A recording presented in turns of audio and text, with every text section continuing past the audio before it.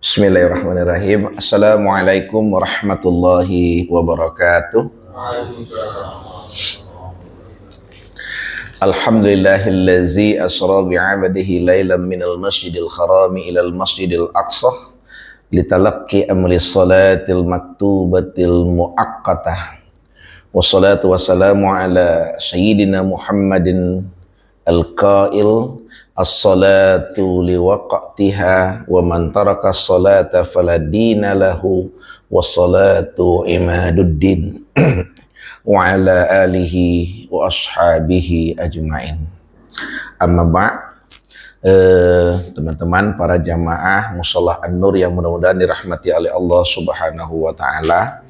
Sekali lagi kita bersyukur kepada Allah atas semua nikmat dengan mengucapkan hamdalah, alhamdulillahirabbil alamin.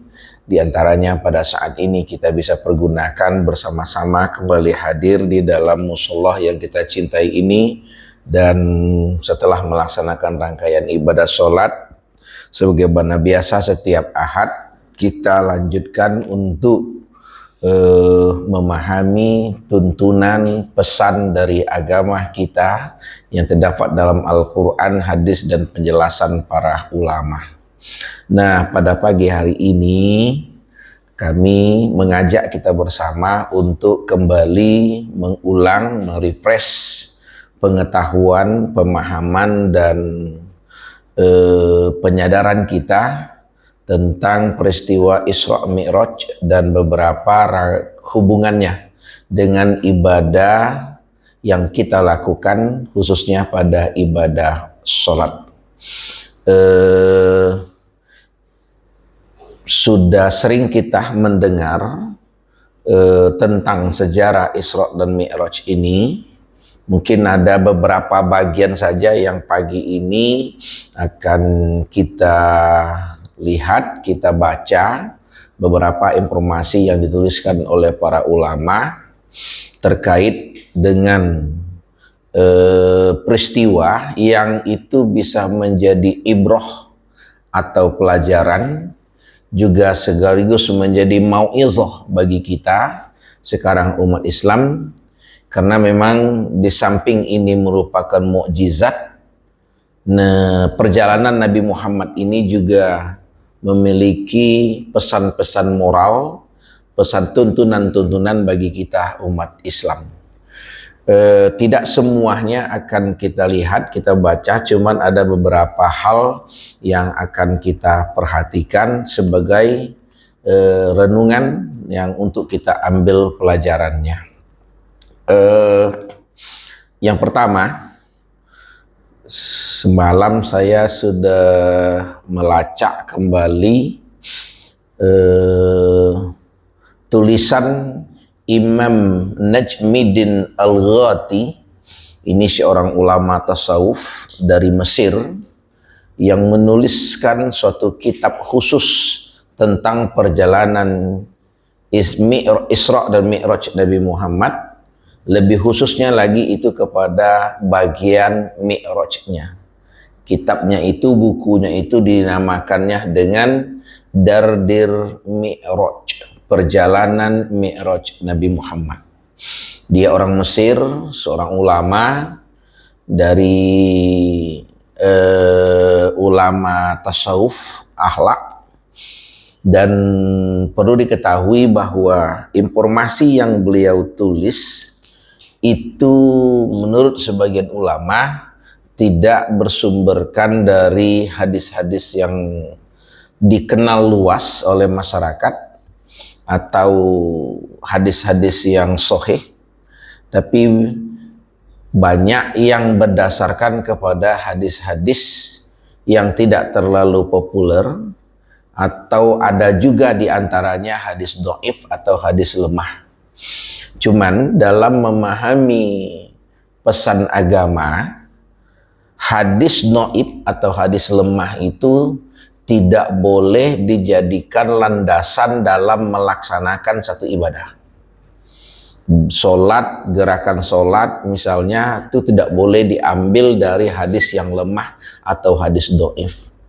Tapi hadis doib itu boleh dipergunakan sebagai dasar untuk menambah semangat dalam beribadah, yang dikenal dengan istilah fadhailul a'mal, untuk menambah semangat beramal soleh.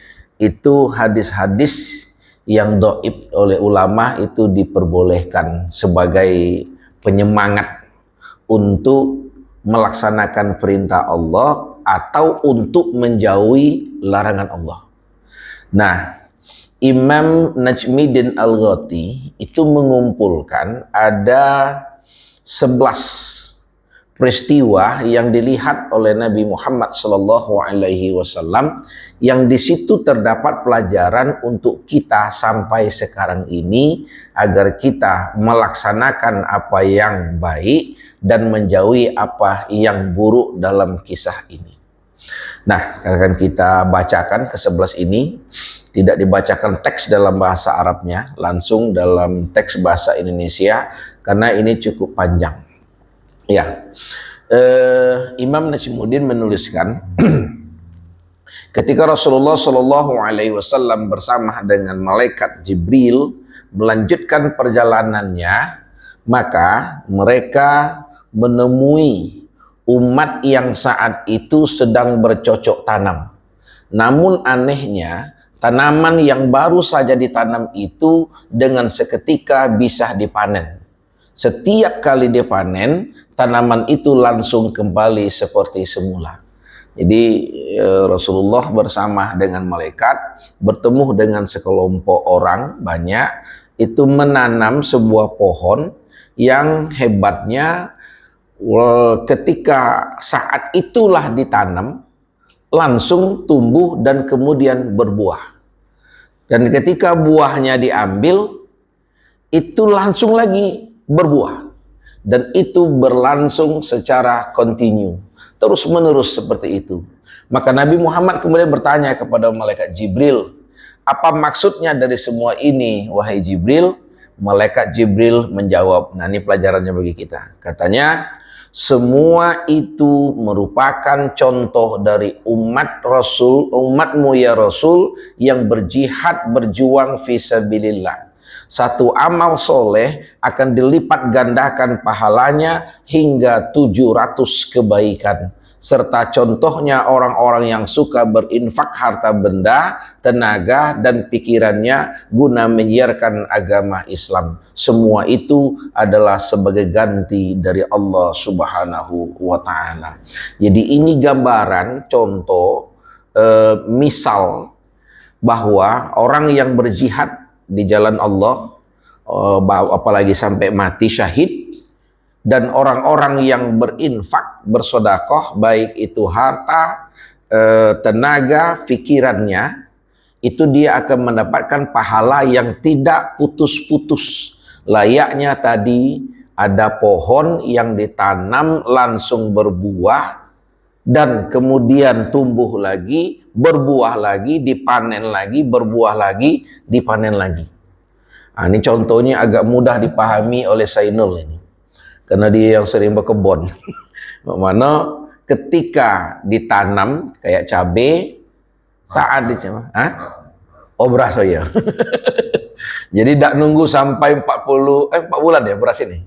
Tidak nunggu 4 bulan lagi. Langsung ditanam, langsung tumbuh, langsung berbuah. Nah, dan kemudian ketika dipanen, dipetik, lah tumbuh lagi, berbuah lagi saat itu juga. Nah, ini menggambarkan inilah pahala yang didapatkan oleh orang yang berjihad di jalan Allah, berinfak, bersedekah dengan berbagai bentuk kebaikan, bisa dengan harta, dengan tenaga, pikirannya, yang untuk itu memberikan manfaat kepada orang banyak. Nah, ini khusus sabilillah itu orang yang berada di jalan Allah. Orang yang ada di jalan Allah itu secara khusus itu adalah orang yang berperang di jalan Allah, yang berjihad. Tapi banyak sekali hadis secara umum, berjihad itu bukan hanya itu. Berjihad itu bersungguh-sungguh untuk mendekatkan diri kepada Allah, dan bersungguh-sungguh untuk melawan nafsu yang akan menjauhkan kita dari Allah. Jihad itu bahasa dari kata jahadah, artinya bersungguh-sungguh. Jadi bangun subuh, nak pergi ke musalla, ke masjid itu juga berjihad. Berjihad, pergi belajar. Kalau kayak kami yang ngajar di sekolah, anak-anak yang pergi belajar itu juga disebut sebagai bagian dari fisabilillah. Nah, malah ada ulama yang memperluas, pergi keluar rumah untuk mencari rezeki untuk anak keluarga itu juga termasuk fisabilillah. Karena nanti anaknya ada yang sekolah untuk mencari nafkah untuk anaknya yang sekolah.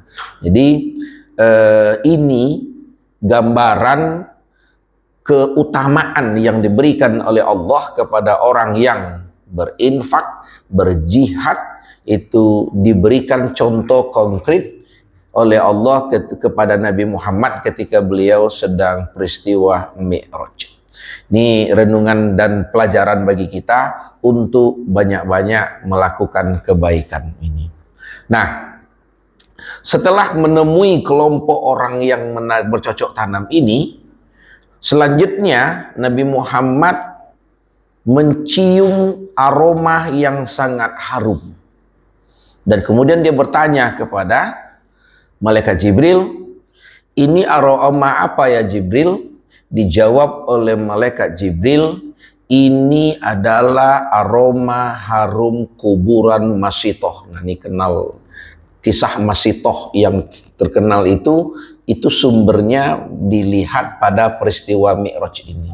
Siapa Masitoh? Masitoh ini adalah tukang sisir rambut anak Fir'aun. Jadi kerjaannya cuma nyisir anak Fir'aun. Fir'aun itu istrinya banyak.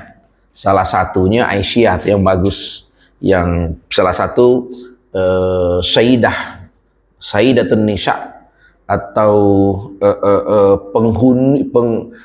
yang wanita terbaik di dunia sampai akhirat itu Aisyah, istrinya Fir'aun. Tapi selain Aisyah, Fir'aun juga punya istri. Layaknya raja, punya istri, dan dia punya anak. Nah, anak-anaknya ini, itu ada semacam pembantu yang pekerjaannya khusus nyisir rambutnya. Nah, Masitoh ini suatu ketika dia menyisir rambut anak Fir'aun, tiba-tiba sisirnya nyampak. Dan ketika dia ingin mengambil sisirnya lagi, dia mengucapkan kalimat Bismillahirrahmanirrahim, dan kecelakaanlah bagi Fir'aun. Dengan menyebut nama Allah yang Maha Pengasih dan Maha Penyayang, kecelakaanlah bagi Fir'aun. Nah, dia entah disengaja atau tanpa sadar, dia itu mengucapkannya di depan anak Fir'aun. Sementara anak Fir'aun tahunya semua orang dalam istana itu menyembah ayahnya Fir'aun.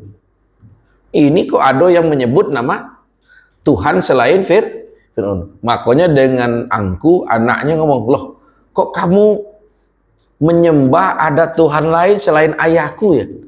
Iya. Kalau begitu kulaporkan kepada ayahku. Silakan.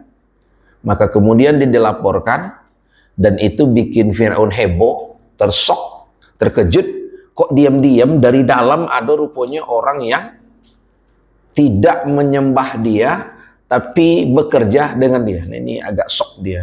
Lalu kemudian dia panggil Masitoh bersama dengan keluarganya, satu suami dan dua orang anak. Anak yang kecilnya itu umurnya baru 8 bulan. Maka dia ditanya, Masitoh, kamu kalau ingin selamat, maka harus kembali kepada agama dan menyembah aku sebagai Tuhan. Tapi dengan tauhid yang sangat besar, Masitoh kemudian menolaknya. Kalau begitu, kalau kamu tetap tidak mau, maka kamu akan aku bunuh dengan cara kamu akan aku goreng hidup-hidup. Dan ini terkenal. Lalu Masitoh dengan imannya yang sudah sangat kuat, bagi mereka mati dalam keadaan mempertahankan iman itu lebih baik daripada hidup mewah walaupun tinggalnya di istana. Bayangkan, tinggal di istana Firaun. Kalau seandainya dia hanya ingin hidup mewah di dunia, apa yang tidak bisa didapatkan? Tapi bagi Masitoh itu tidak ada gunanya apabila harus meninggalkan agama Allah ini.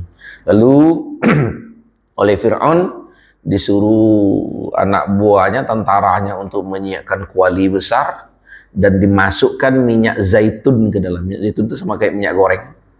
Minyak zaitun pengganti minyak goreng, dan itu dihidupkan api ke dalamnya. Dan kemudian ditanya, Masitoh, sekarang ditanya lagi kamu, apakah kamu ingin kembali kepada agamamu sebelumnya? Tidak. Kalau tidak, maka kamu dengan keluargamu akan kumasukkan ke dalam kuali ini. Masitoh menjawab, makin cepat, makin bagus. Maka yang pertama kali dilemparkan itu adalah suaminya. Di depan matanya sendiri nih, menggelegar di dalam kuali itu. Dan tapi iman Masitoh tidak goyah sedikit. Kemudian dilemparkan anaknya yang kedua, agak besar, walaupun masih anak-anak. Kembali Masitoh tidak menangis dan tidak gentar. Tetap dia istiqomah dengan tauhidnya. Nah, waktu nak melemparkan anak bayinya umur 8 bulan, ini sempat dia ini agak goyah. Kok tega-teganya harus melihat anaknya yang masih kecil dimasukkan ke dalam kuali seperti itu. Tapi kuasa Allah justru anaknya yang membisikkan kepada Masitoh, jangan ragu-ragu, ayo kita tetap istiqomah dengan agama, dan ayo kita sama-sama kembali kepada Allah. Lalu kemudian sambil menangis, anaknya direlakan untuk digoreng hidup-hidup oleh Firaun, dan setelah itu Masitoh lah yang terakhir kali masuk ke dalam kuali itu. Jadi digoreng 4 beranak dalam itu untuk mempertahankan agamanya, mempertahankan tauhidnya. Dan ternyata harumnya kebaikan kuburan dari Masitoh ini itu sampai zaman Nabi Muhammad itu ada. Nah, ini isyarat bahwa kebaikan apapun bentuknya, tersembunyi dari apapun, itu tidak akan pernah dilalaikan, dilupakan oleh Allah Subhanahu wa taala. Jadi dalam hadis yang lain itu ada orang yang masuk surga disebabkan oleh pahalanya itu menyingkirkan daun yang berduri di pinggir jalan. Di tengah gelap gulita ada daun, kemudian disingkirkannya yang berduri itu. Sebenarnya dia tidak lupa dengan kebaikan dia itu. Tapi pas nanti akan masuk surga, barulah dia dikasih tahu bahwa salah satu yang menyebabkan dia masuk surga disebabkan oleh karena dia menyingkirkan dahan yang ada durinya di situ. Nah, ini termasuk kisah Masitoh, orang yang mempertahankan tauhid yang sangat sungguh-sungguh, dan ini juga memberikan pelajaran bahwa apapun bentuk kebaikan, mau kecil mau besar, itu akan dicatat dan itu akan tetap harum di dalam pandangan Allah Subhanahu wa taala. Nah, kita nih PRT belum ada apa-apanya nih, kita belum pernah diuji seperti ini. Aku udah tahu kalau kita dapat ujian seperti ini, apakah kita masih tetap istiqomah? Kadang untuk kita siap, tapi untuk anak, untuk istri, kalau goyah juga kita dibuatnya nih. Iya, kan?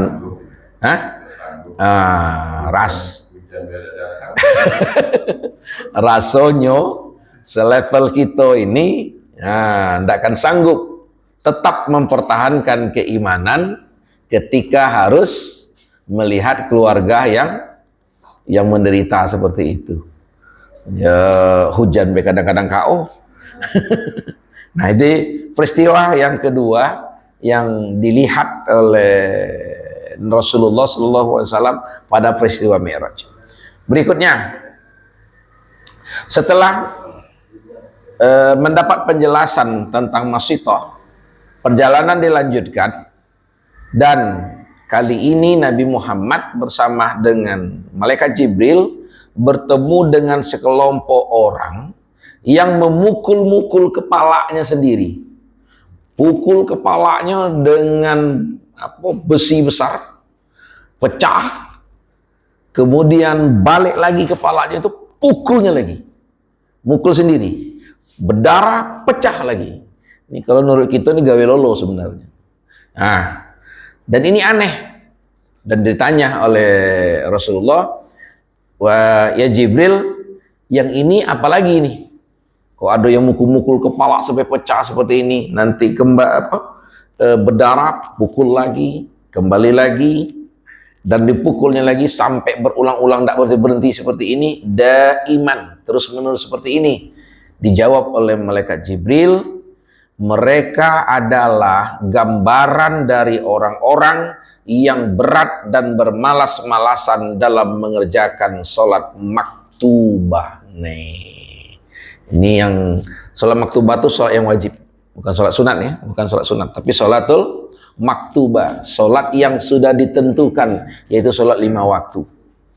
Jadi yang malas-malas, yang lalai, itu nanti digambarkan dia memukul-mukul kepalanya, berdarah, pukulnya lagi, berdarah, pukulnya lagi. Kita nggak tahu isyaratnya dari mana, cuman diantaranya barangkali ini penyesalan, badan sehat, waktu ada, tapi kurang memanfaatkan untuk melaksanakan ibadah sholat, terlalai oleh perbuatan yang sia-sia dan melupakan ibadah sholat. Aku mikir ini Pak Barul, yang malas sholat dapat azab seperti ini, apalagi yang tidak sholat sama sekali. Yang tidak sholat sama sekali tentu lebih parah lagi dari ini. Nah, ini yang peristiwa nomor 3. Lagi-lagi ini pelajaran bagi kita. Nomor 4, setelah melihat peristiwa yang orang memukul-mukul kepalanya sendiri itu, Nabi Muhammad melanjutkan perjalanannya diajak oleh malaikat Jibril, dan kemudian mereka menemukan sekelompok orang yang semuanya separuh telanjang, sekedar menutupi kemaluannya saja, ada pakaiannya itu, yang digembalahkan seperti onta dan kambing digiring, tapi dia ini, orang ini cuman menutup aurat, tapi itu seolah-olah kambing yang sedang digembalakan. Jadi bertumpuk ramai-ramai seperti itu. Orang-orang tersebut memakan tumbuh-tumbuhan yang berduri dari zakum. Jadi makan tumbuhan berduri dari zakum pula. Kemudian memakan juga bara dan batu yang mengangah dari api jahanam. Ini mengerikan. Lalu ditanya oleh Rasulullah kepada malaikat Jibril, dijawab oleh malaikat Jibril, mereka adalah contoh dari sebagian umatmu ya Rasul, yang sudah saatnya mengeluarkan zakat namun enggan mengeluarkan zakatnya. Yang seperti itu, bukankah Allah yang menyengsarakannya akibat perbuatan mereka sendiri? Bukan Allah sebenarnya menyiksa, tapi mereka itu menyiksa diri mereka sendiri. Lah saatnya bayar zakat, tapi tidak membayar zakat. Nah, ini sering kita berulang-ulang. Yang dimaksud di sini adalah zakat mal. Zakat mal yang orang yang sudah sampai nisabnya, sampai haulnya, tapi tidak membayar zakat, bisa oleh lalai, atau oleh disengaja, atau oleh pelit. Ini contoh konkretnya rombongan Korun. Makanya yang punya harta banyak-banyak, nah ini mulai saling tunjuk orang kaya nih. Kita jengok baik deh. Biarkanlah mereka saling tunjuk. Yang punya emas-emas banyak simpanan, nah RT. Yang paling banyak pasti emas kuat. Sesuai dengan ininya. Nah, yang punya itu sudah sampai nisabnya, sudah sampai haulnya. Nisab itu hitungan, haul itu jumlah waktunya selama satu tahun. Walaupun kalau sekarang itu agak naik jumlahnya, karena harga emas sedang naik, berarti dia juga sedang naik. Aku ni lama ndak jinguk harganya itu. Berapa sekarang buat satu suku buat? Ini 95 gram, berarti hampir 200 juta sekarang. 85 gram kalikan berapa satu gram sekarang? 2,5 juta. Nah, berarti sudah 206 juta. Jadi kalau simpanan Pak Barul di bawah 206 juta belum wajib zakat. Setelah di atas 206 juta. 212.500.000. Nah, tapi karena oh iya, tapi itu boleh. Boleh. Ya sudah, dipergunakan untuk yang lain, dipinjamkan pun tidak apa-apa. Karena ketika dipinjamkan itu bukan jadi milik kita, sudah dimiliki oleh orang lain. Tentu Allah Maha tahu kalau itu disengaja. Lah hampir 12 bulan. Nah, pinjamkan dulu dengan Pak RT. 3 hari lewat, mbak lagi. Balik ke Pak RT.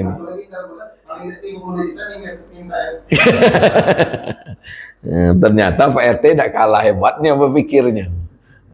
Tapi ini gambaran, ini terkhusus yang memiliki harta banyak. Ini yang saling tunjuk tadi bela.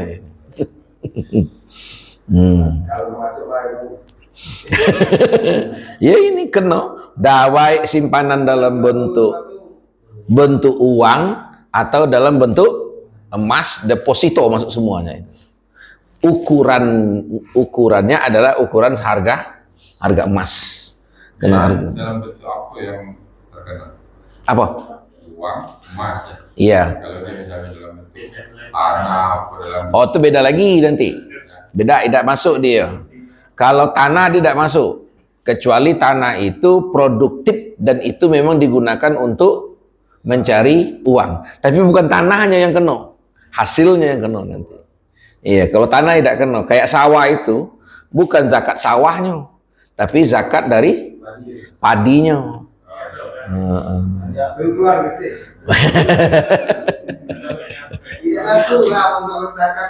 Nah, kalau zakat namanya PRT, kita kalau nak nerimanya harus masuk asnaf 8. Fakir, miskin, mempunyai hutang, yang ini.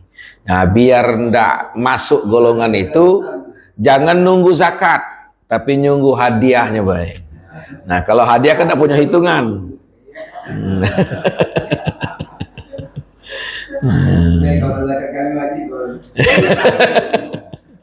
Pokoknya nanti bolehlah kah?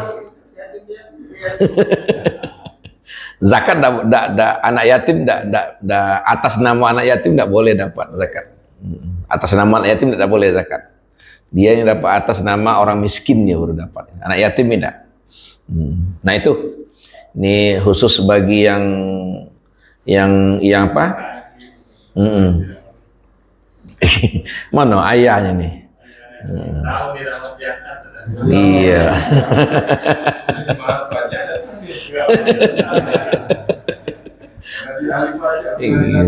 Itu dia nih. Baik, kita lanjutkan lagi. Berikutnya, setelah itu Nabi melanjutkan lagi perjalanannya dengan malaikat Jibril, dan tak lama kemudian mereka menemukan sekelompok orang yang jumlahnya sangat banyak. Mereka itu menunggu daging matang yang sedang dimasak dalam kuali besar. Ini mereka berdiri nak menunggu ada daging yang sedang dimasak, segar, enak, dan sedang di dalam kuali sedang dimasak. Dan ada lagi daging yang di luar kuali itu sudah busuk dan aromanya masih menyengat, mentah pula. Tapi anehnya orang ini justru tidak mengambil daging yang dimasak enak, tapi justru mengambil daging-daging yang busuk. Ini yang dimakan-makan. Yang daging yang dimasak dalam kuali dibiarkannya. Nah, agak aneh seperti ini, maka Nabi Muhammad bertanya dengan malaikat Jibril, lalu yang ini apa lagi nih? Dijawab oleh malaikat Jibril, mereka adalah contoh orang laki-laki umat Nabi Muhammad, umatmu ya Rasul, yang sudah punya istri tapi masih berzina dengan perempuan lain. Atau wanita-wanita dari umatmu ya Rasul yang sudah punya suami tapi tetap berzina dengan laki-laki yang lain. Yang halal ado, yang enak ado, ditinggalkannya, justru dia mencari daging yang busuk, yang haram, yang mentah, yang itu sama sekali tidak bagus. Nah, ini sindiran keras ini nih. Bagi yang berperilaku untuk tetap masih apa ya, kalau maksud kita nih, walaupun lah punya istri, punya suami, masih kanji untuk di luar itu. Tapi yang ini caknya ndak katik di sini. Kalau channelnya termasuk yang kena pantun lama ini nih. Minum sugus Coca-Cola, walaupun di luar ya banyak yang bagus, tapi di rumah ada istri tercinta. Wah, kecuali yang penyanyi Padang itu katanya kemarin. Apa namanya? Lupa.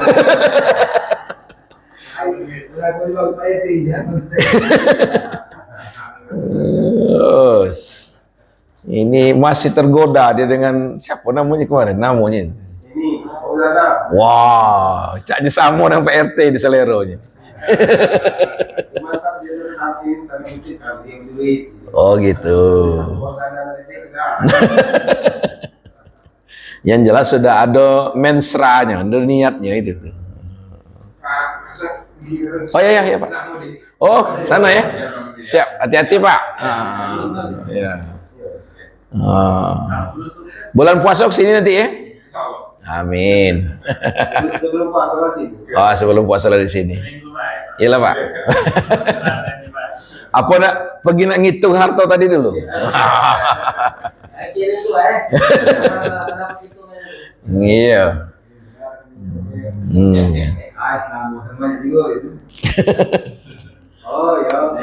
Ini beda ini nih.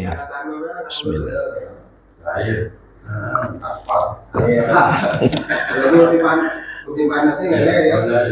Aman tak cair, tak dibeli uang. Baik, kita lanjutkan lagi. Berikutnya Rasulullah bersama dengan malaikat Jibril melanjutkan perjalanannya dan mereka bertemu dengan sebatang pohon yang penuh dengan duri melintang di tengah jalan, sehingga siapapun yang berjalan itu menyobek baju dan menyakiti sekujur tubuh orang yang lewat di tempat itu. Jadi ada pohon berduri melintang tengah jalan, siapapun lewat, baju kena, pakaian kena, dan badan pun akan terluka-luka setiap lewat di situ. Kemudian ditanya oleh Nabi Muhammad kepada malaikat Jibril, lalu yang ini apa lagi nih ya Rasul? Maka malaikat Jibril menjawab, semua ini adalah sebagian contoh dari umatmu ya Rasul yang senang begadang di pinggir jalan, dan dalam begadang tersebut mereka kerap membuat usil kepada orang yang hendak melintas di depannya, sementara orang yang melintas tadi hendaklah melakukan perbuatan baik dan mulia. Ini yang duduk-duduk di pinggir jalan, nah termasuk itu tuh. Ya, yang duduk-duduk di pinggir jalan tapi suka usil terhadap orang yang lewat. Sementara orang lewat itu niatnya adalah perbuatan yang baik. Capak barul, pergi ngantar cucung, nyebut cucung, itu baik. Nah, kaget diusilkan kawan, taruhnya batu, tumbur, nah nyampak, nanti yang diusilkan namanya itu tuh. Nah, termasuklah polisi tidur. Nah, yang salah polisi pula dia. Nah, ini dalam Islam tuh ada istilah Nabi itu ada namanya hak jalan. Nongkrong pinggir jalan tidak dilarang, boleh. Tapi asalkan haknya dipenuhi. Nah, salah satu haknya itu adalah jangan mengganggu orang yang lewat. Jangan mengganggu orang yang lewat, baik oleh ucapan, omongan, oleh kendaraan pun tidak boleh. Itu, jangan banyak ulah. Apalagi nyeludui setiap orang yang lewat, menjadikan orang lewat sebagai bahan hibah. Nah, dari mana pula kawan ini? Apa pula yang dicarinya ini nih? Oh, ini dalam 2 sejam ini 4 kali bolak-balik, pasti ada tak beres ini nih.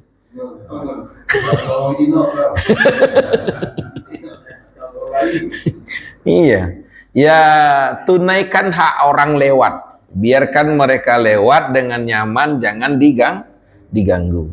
Dan ternyata usil-usil di jalan itu salah satu akhlak yang diperhitungkan oleh agama, termasuk diperlihatkan pada peristiwa Isra dan Mi'raj. Nah, ini mana tadi? Kuyung lah balik dia ini karena ini banyak. Capek. Berikutnya Nabi melanjutkan lagi perjalanannya bersama malaikat Jibril, dan kemudian dia bertemu dengan orang-orang yang berenang di sungai. Jadi ada orang yang berenang di sungai, nak sampai ke seberang sana, itu ada orang, sekelompok orang melempar dengan batu. Tutak kepalanya. Kemudian dia menyeberang lagi kebalik ke asal. Disinilah ada lagi orang yang melempar dengan batu. Balik lagi ke seberang, dilempar lagi dengan batu. Dan itulah bolak-balik terus. Bolak-balik seperti itu dilempar. Ditanya oleh Nabi Muhammad, lalu yang ini apa lagi nih? Ya Jibril, ditanya. Ini adalah contoh sebagian orang yang memakan harta riba. Rentenir. Memakan harta riba. Yang rentenir. Nah, ini kalau untuk sekarang, kalau zaman Nabi itu semua sepakat. Orang yang meminjamkan uang ada kelebihan itu pasti riba, dan itu pasti haram, kena oleh ini. Karena rentenir dulu itu pribadi-pribadi, dan tujuannya tidak ada manfaat untuk masyarakat, tidak ada guna lain, tidak ada fungsi lain kecuali hanyalah untuk memperkaya diri sendiri dan menambah miskin orang miskin. Jadi objek kekayaan dia itu semakin banyak orang miskin, semakin kaya dia nanti itu. Nah, tapi apakah sistem perbankan sekarang termasuk dari kategori riba yang diharamkan zaman itu? Nah, ini terjadi perbedaan pendapat di kalangan ulama sampai sekarang. Karena sistem perbankan itu dikelola oleh negara. Sementara tadi itu digunakan secara pribadi. Kemudian layanan perbankan itu banyak positifnya. Sementara tadi kan ada positifnya, kecuali hanya minjam uang dan menekan agar dibayar banyak-banyak, tidak terbayar agungan diambil. Sementara perbankan juga banyak layanan positifnya. Sekarang transaksi keuangan kan sangat terbantu. Mana kalau Budi nak menerima kontrak dari Linggau dapat 500 juta, bawa duit mah itu. Kalau tidak ada perbankan kan susah dibuat. Nah, dengan sekarang kan cuma dengan cek atau transfer biasa sekarang. Jadi ada fungsi positif layanan perbankan itu. Kemudian termasuk naik haji pun mustahil orang naik haji tanpa menggunakan jasa perbankan. Jadi perbankan banyak positifnya, walaupun di situ ada simpan pinjam yang ada juga nilai ribahnya. Nah, oleh karena itu para ulama berbeda pendapat. Ada yang tetap pada hukum asal mutlak haramnya, tapi ada yang melembut, dia haram sampai ada sistem perbankan syariah. Ketika ada syariah, maka berpindahlah ke syariah, yang tinggalkannya lah yang konvensional. Tapi ada juga yang sangat-sangat luas. Pokoknya mau konvensional, mau perbankan syariah, semuanya itu hukumnya boleh, halal. Dan kita tidak bisa memaksa satu pendapat, karena namanya fikih itu sesuai dengan perkembangan zaman. Jadi kawan-kawan yang menyatakan mutlak haram pun kadang-kadang punya pandangan ganda. Belum tentu juga ngomong wah ini haram, bank haram. Tapi duit 100.000 itu kan hasil produk bank itu tuh. Bagi dia tidak haram. Jadi menggunakan standar ganda dalam melihatnya itu. Datang ade.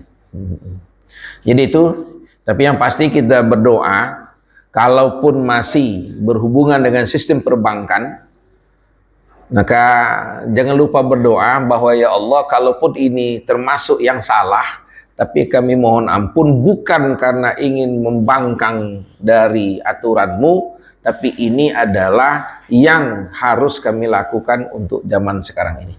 Tuh. Kemudian Rasulullah melanjutkan lagi perjalanannya, dan mereka menemukan orang-orang yang mengumpulkan kayu bakar, lalu mengikat kayu tersebut dalam satu ikatan yang besar, sehingga saking besarnya mereka tidak bisa memanggulnya atau mengangkatnya. Tapi anehnya, bukannya dikurangi, tapi justru ditambah lagi. Jadi makin tidak bisa mengangkutnya. Nah, ditanya oleh Rasulullah kepada malaikat Jibril menjawab, semua itu adalah sebagian contoh dari umatmu ya Rasulullah, yang sudah banyak menerima tanggungan dan amanah dari sesamanya, tapi mereka masih menerima amanah yang lainnya, sehingga mereka tidak bisa melakukannya. Lah terlalu banyak jabatan.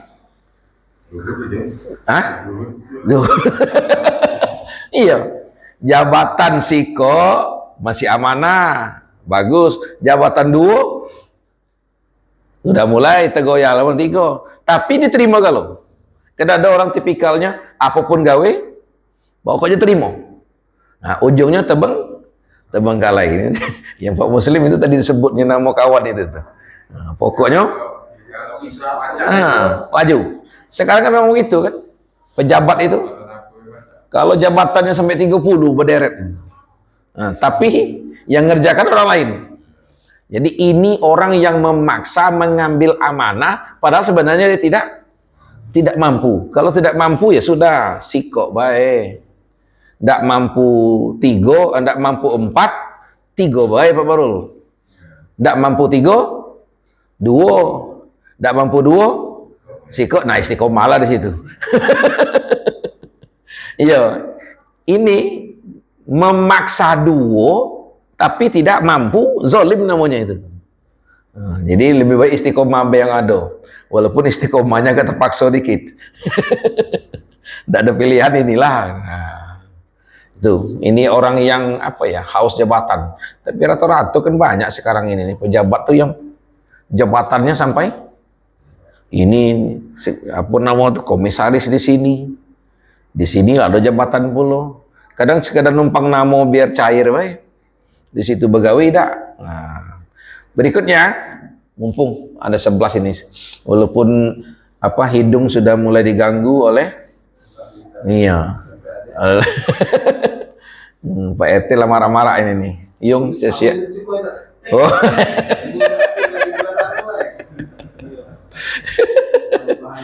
Iya, nambah pahala. Cak saya dulu percaya dia dengan umum PRT itu. Ya, kemudian Nabi Muhammad melanjutkan perjalanan, dan mereka menemukan sekelompok orang yang saling menggunting lidah dan bibirnya sendiri dengan menggunakan gunting dari besi. Setiap kali digunting putus, lalu lidahnya utuh kembali, bibirnya utuh kembali, dan diguntingnya lagi. Jadi bolak-balik terus itu, bolak-balik seperti itu terus. Ketika ditanya, siapa mereka ini ya Jibril? Dijawab oleh malaikat, mereka adalah ahli fitnah. suka menghibah, dan dari sebagian umatmu mereka juga adalah orang yang suka memberi nasihat tapi mereka sendiri tidak melakukannya, atau orang yang suka memberi nasihat agar orang tidak melakukannya padahal dia sendiri adalah pelakunya. Nah, ini yang apa nama tuh, menunjuk hanya ke depan, tidak pernah menunjuk kepada diri sendiri, hanya menyuruh tidak melakukan, termasuk yang hobi menceritakan aib-aib orang lain. Nah, ini kena nih. Itu nanti azabnya atau gambarannya oleh dalam peristiwa Mi'raj sama dengan orang yang menggunting lidahnya, bibirnya putus, balik lagi seperti semula, guntingnya lagi, dan itu terjadi terus menerus. Nah, ini termasuk yang janji ngajak makan ini tuh. Tidak jadi ngajak makan. Oh, sudah ya? Oh. Alhamdulillah namanya itu. Hah? Oh.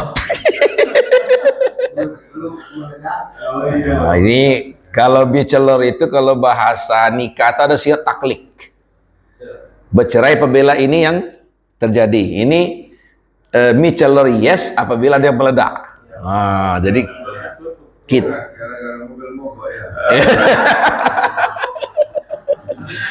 oh, kasihan. Cuman yang yang hebatnya itu membantu mobil mogok Ida, Michelin gurung. Pertanyaannya dana tuh alokasinya kemana pindah itu? Oh, jadi itulah hikmahnya mobil mogok itu tuh. Ada duit kawan yang tidak keluar. Oh, cak itu ya benar juga itu tuh. Terpaksa turun tangan kalau dibuatnya. Terkesapam ikut.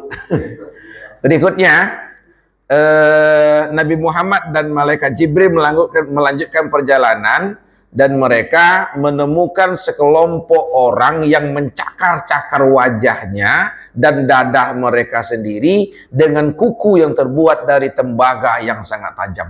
Jadi kukunya dari tembaga tajam, cakar-cakar wajah dan dadanya sampai berdarah-darah. Siapa mereka ini? Kata malaikat Jibril, mereka adalah sebagian contoh dari orang yang suka memakan daging manusia.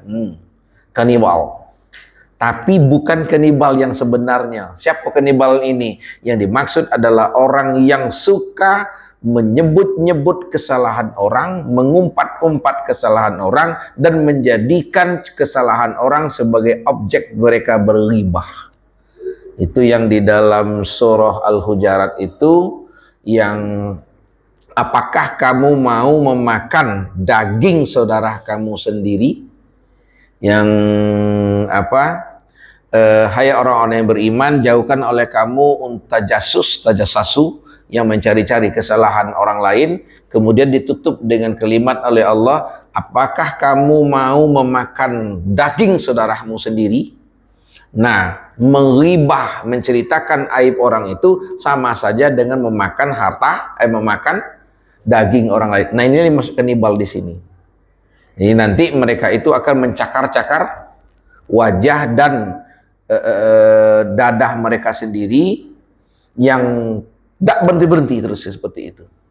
Nah, yang terakhir ini adalah perjalanan mereka dilanjutkan dan mereka menemukan sebuah lubang yang sangat kecil.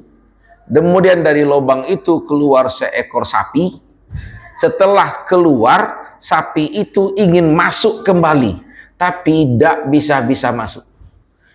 Jadi keluar bisa, masuk tidak bisa. Ditanya, kemudian dijawab oleh malaikat Jibril, semua ini adalah sebagian contoh dari umatmu ya Rasulullah yang salah dalam berbicara. Kalau sudah salah berbicara, terlanjur berbicara, sedangkan ucapan yang diutarakannya tadi adalah ucapan yang bersifat penting, rahasia, serta berbahaya untuk orang banyak. Tapi sudah terlanjur diucapkan, jadi tidak bisa ditarik lagi. Itu gambarannya ucapan itu berhati-hati. Kalau nanti ada hal yang berbahaya yang disampaikan, itu seolah-olah seperti sapi yang keluar dari lubang yang kecil, tapi nak masuknya lagi tidak bisa. Kalau sebuah kalimat sudah terekspos keluar, nak nariknya itu tidak mudah lagi, malah jadi bulian kawan sekarang. Nah, ini apa nama itu? Salah satu yang disebut oleh Pak Barul selama ini telah ditangkap KPK sekarang, akan dikait-kaitkan dengan ucapan dia sebelumnya sekarang ini. Dulu apa nama NKRI harga mati, nah, dikait-kaitkan kawan. Padahal kalimat itu bagus itu, positif dulu itu. Apalagi kalimat yang tidak positif, apalagi yang keluar dari pejabat. Nah, dia hati-hati dia ngomong ini, apalagi Pak RT harus hati-hati, karena kadang-kadang ucapan pejabat itu adalah bisa jadi perintah, bisa jadi harapan. Nah, itu barangkali itu dulu untuk hari ini. Kita cukupkan ini diantara perjalanan hikmah dari perjalanan Isra Mi'raj Nabi Muhammad SAW, terutama yang dituliskan oleh Syekh Najmuddin di dalam kitab Dardil Mi'rajnya. Mudah-mudahan ada manfaatnya. Kita lanjutkan dengan ibadah lain, dengan menyantap hidangan oleh Ade yang ada hamba Allahnya nih deh. Ada terus, caranya hamba Allahnya banyak terus ini nih. Cuman 2 orang yang bernama Muslim, hamba Allahnya lebih banyak di komplek ini rupanya. Ya, sekira itu nasrun minallahi wa uturun qarib. Wassalamualaikum warahmatullahi wabarakatuh.